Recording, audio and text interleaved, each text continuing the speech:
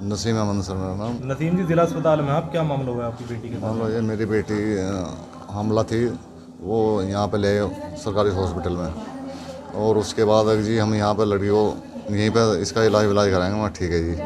उसके बाद लड़की होगी, लड़की होने के बाद छोड़ के भाग गए, कागज़ भी ले गए, जो इतने डॉक्यूमेंट थे डॉक्टरों के सब ले गए। कौन छोड़ के भाग गए? ससुराल वाले। कहाँ के हैं ससुराल पक्ष के लोग और आप क्या चाहते हैं? देवबंद के पास है, भनेड़ा गाँव, वहाँ के रहने वाले हैं वो 1.5 साल से लड़की की शादी को 1.5 साल से बड़ा परेशान कर रहे थे, दहेज के लिए प्रताड़ित कर रहे थे लड़की को। उनकी मांग थी कार भी दो, हमें 2 लाख रुपए भी दो। मेरी इतनी हैसियत नहीं है, मैं एक मामूली ट्रांसपोर्ट क्लर्क हूँ। आप सहारनपुर से किसी अधिकारी से मिले हैं यहाँ पर, क्या उन्होंने आश्वासन दिया है और क्या चाहते हैं? अभी ना पिछले साल उसमें महिला थाने में हमने वो कराई थी, तो उसमें उसके जिम्मेदार लोग आ गए, समझौता करा के ले गए थे, मगर उसके बाद भी उन्होंने कंडीशन यही रही। वो कहते थे हम महिला थाने से क्या करा लिया तुमने हमारा, अब तुम हमारा कुछ भी करा लो। हम लड़की को धमकी देते थे, अगर तूने कहीं शिकायत करी तो जान से मार देंगे। शाहनवाज।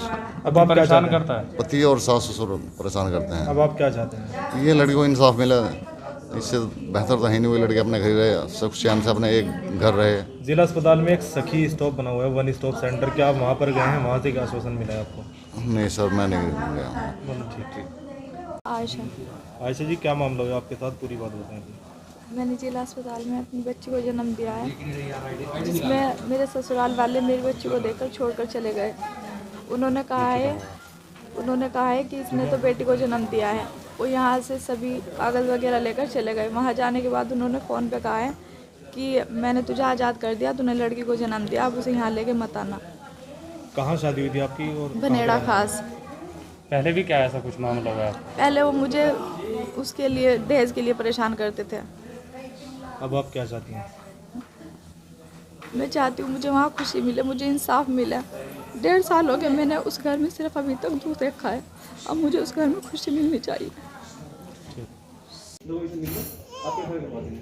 इंद्रजीत जी है दरवाजे, उनसे मिल लो एक बार आके, ठीक है? हमने इनका नाम पता जो है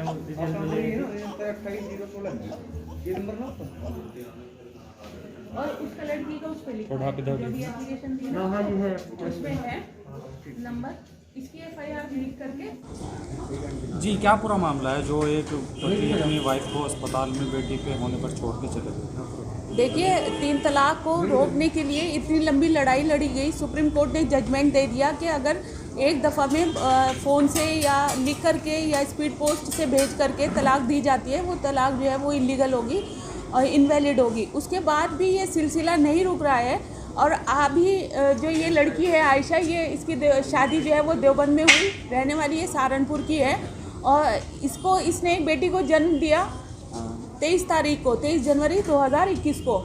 और बेटी के जन्म होने पर इसका पति और इसके ससुराल के लोग जो हैं वो ये कह कर के छोड़ के चले गए कि भाई तूने बेटी को पैदा किया है।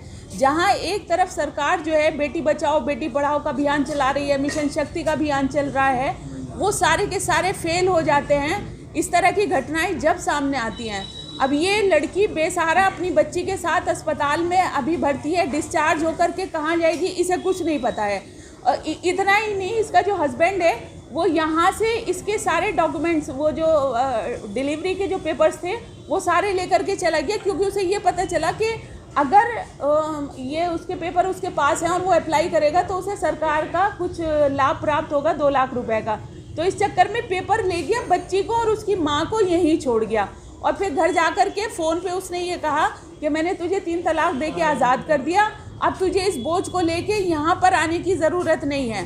तो ये घटनाएं कब रुकेंगी? ये घटनाएं तब रुकेंगी जब इसमें जो सरकार स्टेप ले रही है। जैसे अभी यहाँ बगल में जिला चिकित्सालय में 1 स्टॉप सेंटर चल रहा है, लेकिन उसकी बगल में इस तरह का हादसा हो जाता है और उसको कानो कान खबर नहीं होती, ना कोई वो एक्शन लेते, और उनका काम सिर्फ सोने का है, इसके अलावा और कुछ नहीं है। लड़की का बाप 3 दिन से धक्के खा रहा है, आज तक उसकी FIR नहीं दर्ज हुई।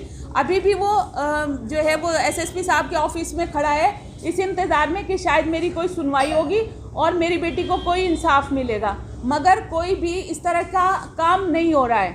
और ये सिर्फ इसलिए नहीं हो पाता है कि लड़के जो हैं वो अवेयर नहीं हैं। आज भी वो ये मानते हैं कि जो दारुल उलूम कर रहे हैं, देखिए दारुल उलूम अभी भी इस तरह की किताबें पब्लिश कर रहा है कि 3 तलाक किस तरह से वैलिड हो जाती है।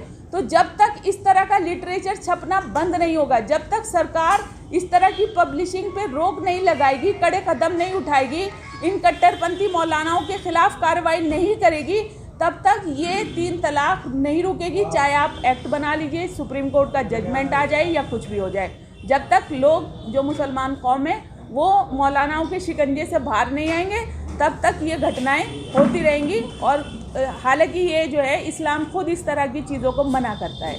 मैडम आपने बात की वन स्टॉप सेंटर की, क्या वो लोग वहाँ पर गए, उन्होंने अपनी जो प्रताड़ना दी उन्होंने बताई? देखिए, सखी वन स्टॉप सेंटर पे सरकार ने इतना खर्च किया, लेकिन अवेयरनेस नहीं है।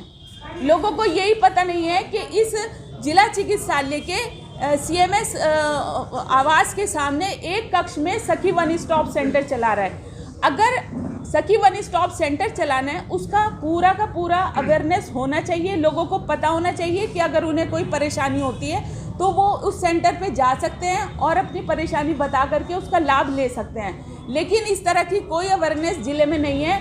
ज़िले से सिर्फ आंकड़े भेजे जाते हैं कि हमारे यहाँ इतना काम हो गया, ये काम हो गया, जबकि हकीकत में धरातल पे कोई काम नहीं होता, किसी को रिलीफ अभी तक नहीं दिया गया। लगातार उत्तर प्रदेश में मिशन शक्ति अभियान चल रहा है, लड़कियों को, बेटियों को आगे प्रोत्साहन दिया जा रहा है, तो उसके बारे में क्या कहेंगे? वो कहीं ना कहीं एक दिखावा है। हाँ बिल्कुल, मैं तो शुरू से कहती हूँ कि धरातल पे काम होना चाहिए। जब तक ग्रास रूट लेवल पे काम नहीं होगा, तब तक इन योजनाओं को चलाने से कोई फ़ायदा नहीं है। आप योजना अनाउंस कर दीजिए, लेकिन उसका इम्प्लीमेंटेशन अगर नहीं है तो वो योजना बेकार है। आपने योजना को अमल में लाने के लिए तमाम सब जगह थानों में व्यवस्थाएं करा दी हैं, अलग से कक्ष बन गए हैं, इतना इंफ्रास्ट्रक्चर जुटाया गया है, इतना सरकारी धन की बर्बादी हुई है, लेकिन अगर वहाँ इस तरह की जेन्युइन केस को रिलीफ नहीं मिलता तो फिर क्या फ़ायदा इन सब चीज़ों का? ये वेस्टेज ऑफ मनी है, गवर्नमेंट फंड्स का जो है वो मिसयूज़ हो रहा है।